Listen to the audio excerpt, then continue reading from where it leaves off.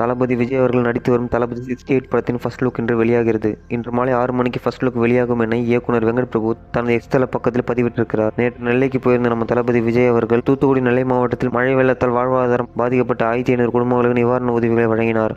1500 குடும்பங்களுக்கு அறுசுவை உணவும் வழங்கப்பட்டது. வெள்ளத்தால் உயிரிழந்தவர்களுக்கு 25,000 ரூபாயும், வீடுகளை இழந்தவர்களுக்கு ரூபாய் 50,000ம் நிவாரண நிதியாக காசோலைகளை வழங்கினார்.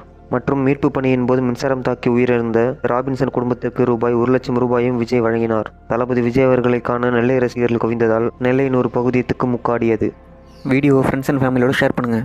இந்த மாதிரி லேட்டஸ்ட் அப்டேட்ஸ் தெரிஞ்சுக்க நம்ம மிஸ்டர் அசால்ட் சேனலை சப்ஸ்கிரைப் பண்ணி பெல் ஐக்கானை தட்டி ஆளுங்கிற நோட்டிஃபிகேஷனை கொடுத்து வச்சுக்கோங்க. அப்போ தான் நம்ம போடக்கூடிய அனைத்து வீடியோக்களும் உங்களுக்கு உடனே கிடைக்கும்.